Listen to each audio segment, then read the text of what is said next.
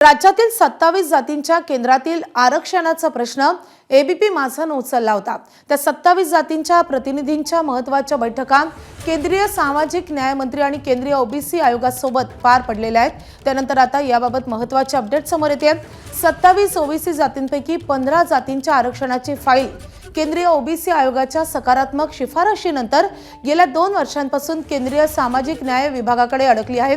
तर उर्वरित 12 जातींच्या आरक्षणाबद्दल महाराष्ट्र सरकारने केंद्रीय ओबीसी आयोगाकडे पाठवलेल्या प्रस्तावात काही त्रुटी असल्यामुळे तो परत आल्याचं समोर आलंय।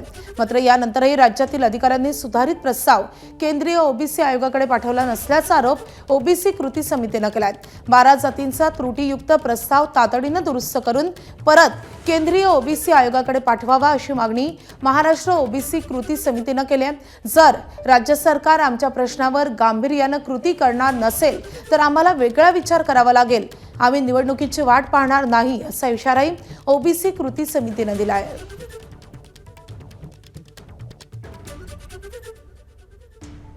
70 वर्षापासून भारत स्वतंत्र झाल्याच्या नंतरही आज त्या स्टेजला आम्ही आहोत।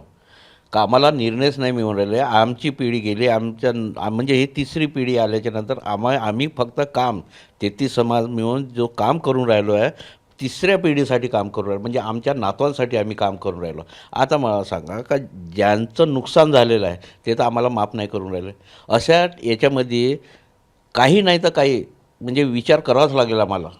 म्हणजे आम्ही तर इलेक्शनची वेळ बघणार नाही आहे, पण केव्हा नाही तर केव्हा जर आता 15 समाजाला त्यांनी सामाजिक न्यायमंत्र्यांनी सामूहिक स्टेपवर ढकलल्याच्या नंतर 13 ओबीसी जे कृती समितीमधल्या 12 यांना तुम्ही आणखी पाठवून राहिले।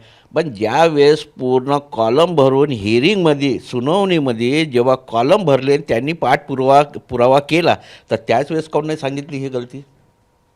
सांगा ना तुम्ही। या एका गोष्टीसाठी तुम्ही जर दीड वर्ष 2 वर्ष लावा। ह्या ऑक्टोबरमध्ये 2 वर्ष कंप्लीट होऊन राहिलेलं आहे।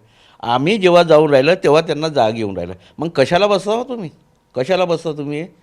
की बरं हे काही कारण नाही ना। हे आता जे कॉमाचा जे प्रश्न आहे हा आधी आम्हाला जे आरक्षण मिळत होतं ते यांनी 96ला आमचं जे आरक्षण जे मिळालं होतं केंद्रामधून 98च्या GRमध्ये त्यांनी जो कॉमा हटवून दिला। त्यांनी बरं चुकी त्यांनी सुद्धा मान्य केलेली आहे की आमची ही चुकी आहे, आमच्या याच्या डिपार्टमेंटमधून झालेली आहे म्हणून।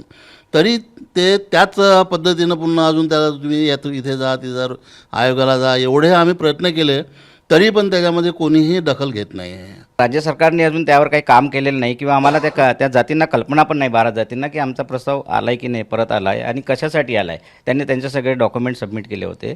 यांचं काम होतं NCBCचं किंवा राज्य सरकारचं काम होतं की बाबा त्या जातींचा जो अहवाल परत आलाय त्यांनी त्यावर जे काही रिक्वायर्ड डॉक्युमेंट त्यांनी द्यायला पाहिजे असं त्यांनी आम्हाला सूचना द्यायला पाहिजे। मग त्यांनी कोणाला सूचना दिलेली नाहीत। आम्ही ज्यावेळेस दिल्लीला जातोय त्यांची भेट घेतो तेव्हा आम्हाला हे कळतं आहे की ह्यामध्ये काही त्रुटी आहे, काही डॉक्युमेंट लागत आहे, तर त्याकरता आम्ही परत पाठवलेलं आहे।